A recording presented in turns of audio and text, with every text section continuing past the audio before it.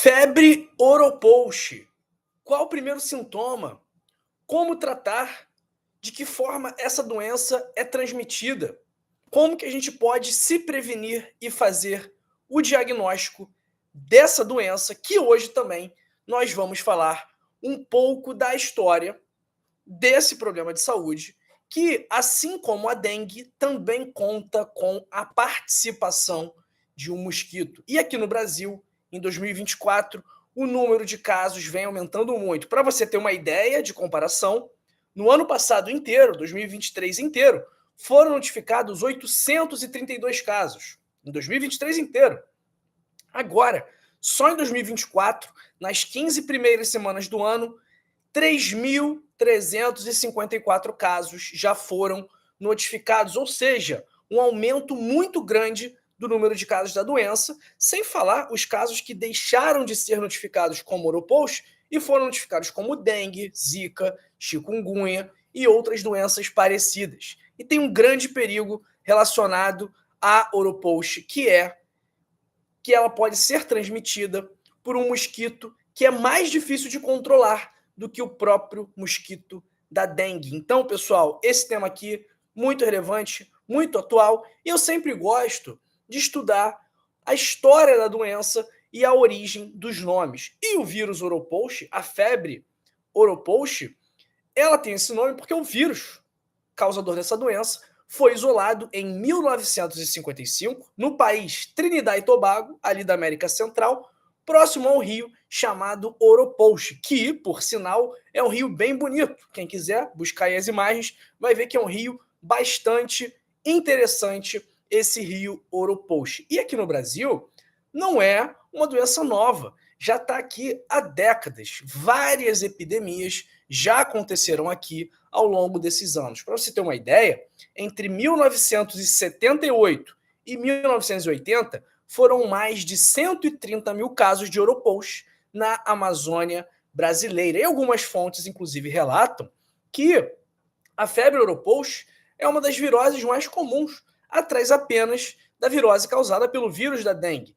E ela é mais forte, né? É mais provável que você contraia essa doença no período das chuvas da região amazônica, que são entre janeiro e junho. Mas a doença vai se espalhando também ao longo do Brasil inteiro e já tem casos sendo notificados, além do Amazonas e do Pará, no Acre, Roraima, Bahia, Mato Grosso, São Paulo e também no Rio de Janeiro. E o que é curioso, o que é interessante nessa, e até mesmo surpreendente, nessa doença, é o ciclo de transmissão do vírus, porque ele tem dois ciclos. Primeiro, o ciclo selvagem, que o bicho preguiça, alguns tipos de macaco, coatis e também pássaros, eles são hospedeiros naturais do vírus. Chega lá o mosquito, pica um animal infectado com o vírus e depois ele pica outro animal não infectado com o vírus e transmite esse vírus para esse novo animal, para esse segundo animal que foi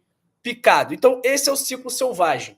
Bicho preguiça, macacos, coatis e alguns pássaros. E, aqui no ciclo urbano, apenas o homem pode ser o hospedeiro. Então, gato, cachorro e outros animais do ciclo urbano não costumam ser hospedeiros do vírus oropouche.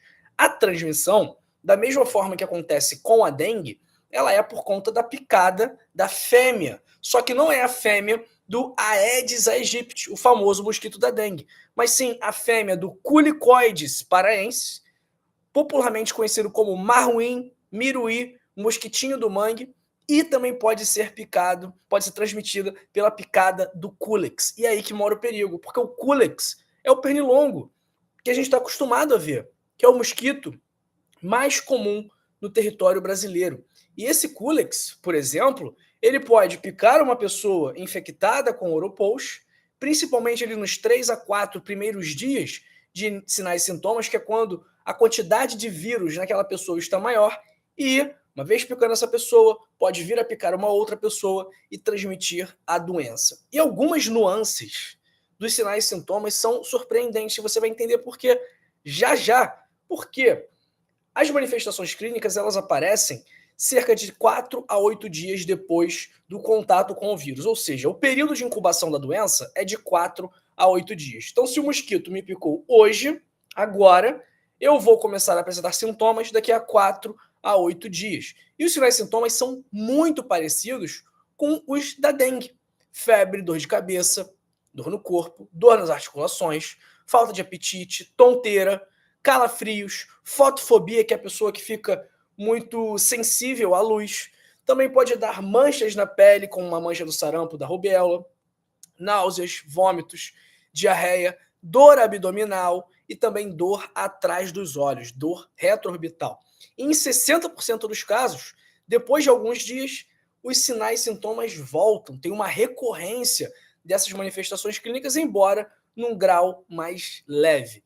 E, por mais que, geralmente, os sinais e sintomas não durem mais de uma semana, a Oropost pode causar meningite e encefalite, só que, felizmente, ela não costuma deixar sequelas, mesmo nos casos mais graves. Então, via de regra, a febre Oropost é uma doença que tem menor possibilidade de complicações do que a dengue. Tem menor chance, menor risco de hemorragia, menor risco de choque, mas tem um risco maior de doença neurológica, incluindo aí a meningite e a encefalite. Só que, até o momento, não há registros de morte pela doença, que também costuma gerar imunidade na pessoa que a contraiu. O diagnóstico dessa doença ele é feito por testes de sangue, testes sorológicos para identificar anticorpos e também com o PCR, o RT-PCR, que é o teste de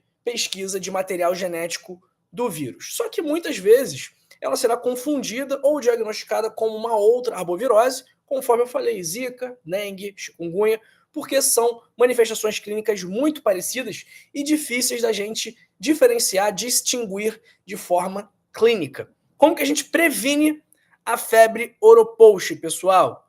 Reduzindo os criadouros dos mosquitos vetores, saneamento básico, né, para não ter água parada, para não ter lixão, para não ter pneu exposto para acumular água, e também o repelente e, obviamente, evitar, se possível, as áreas onde a doença está endêmica, onde os casos da doença estão aumentando ou são frequentes. O tratamento também muito parecido com o tratamento da dengue. Hidratação. Então, a gente tem que beber bastante água quando nós temos uma virose. Medicamentos sintomáticos, de preferência, evitando o AS, o ácido acetilsalicílico, que é a aspirina, e também evitando o paracetamol, porque ele tem potencial de danificar o fígado. Então, o melhor sintomático aqui para o Oropost, tudo indica que seja a dipirona. Tudo bem? E em casos mais graves dessa doença, existe a possibilidade de iniciar o tratamento com um medicamento antiviral chamado ribavirina. Mas, pessoal, o que eles veem?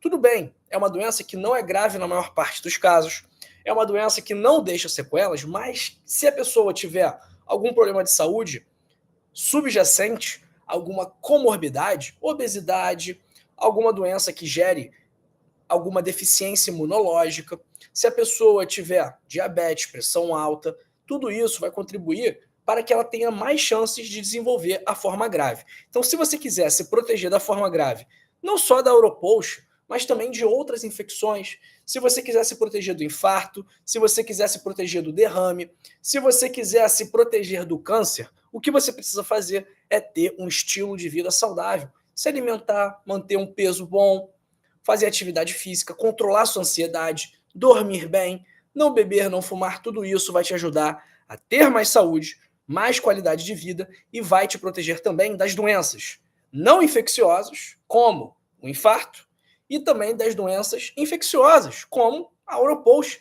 que nós estamos conversando aqui. Então, se você quiser aprender como ter o melhor estilo de vida do mundo, cientificamente comprovado, clica agora aí no primeiro link da descrição, ou no link fixado nos comentários e adquira o seu código da longevidade por apenas R$ 29,90, porque esse livro vai te ajudar a blindar o seu corpo contra as principais doenças que nós temos hoje em dia. Então, clica agora aí, primeiro link da descrição ou link fixado nos comentários e adquira o seu código da longevidade por apenas R$ 29,90 na versão digital Dá uma nota para esse livro aqui, de 0 a 10. Esse livro não, para esse vídeo aqui, de 0 a 10. O que você achou dessa live sobre Oropost, pessoal? Que tem sendo muito falado aí nos noticiários.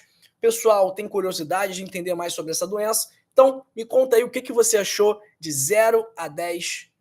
Me conta. Dá a sua nota para esse vídeo, porque a sua nota vai ajudar a gente a melhorar cada vez mais. Vamos ver quem está com a gente aqui no chat. Live bem rapidinha hoje, bem objetiva, sem enrolação. Se você ainda não deixou o seu like, é a hora de você apertar o botãozinho aqui do joinha, da curtida, para o YouTube entender que o conteúdo é relevante e distribuir para mais pessoas, tá bom? Então, vamos ajudar esse vídeo aqui com essa mensagem positiva, com essa mensagem útil, com essa mensagem de utilidade pública, a alcançar o maior número possível de pessoas, porque, pessoal, ninguém fala disso na TV, ninguém fala disso no rádio, eu não vejo o pessoal aqui no YouTube, os médicos do YouTube, falando sobre a febre Oropost. Então, vamos compartilhar essa mensagem. Imagina se nós temos aí uma explosão ainda maior do número de casos de Oropost, visto que ele pode ser transmitido pelo Culex, pelo pernilongo comum, que é muito mais predominante do que o Aedes aegypti no território brasileiro.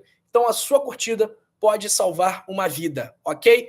Um grande abraço para Marta Maria, Antônio, Vanderléia de Ouro Preto, Marli Vitor da Silva, sempre com a gente, para o Cícero Soares, Ruterlene Pigossi, Seica Teixeira, Madalena Inácio de Maceió, para Elizabeth Novaes de Nova Iguaçu. Esses dias eu passei lá em Rodilândia, hein, Elizabeth? Lembrei da senhora. Eu estava lá não lembro qual é o nome da rodovia lá. Talvez seja a própria Dutra. Estava passando lá e eu vi lá a placa Nova Iguaçu, Rodilândia. Lembrei da Elizabeth na hora.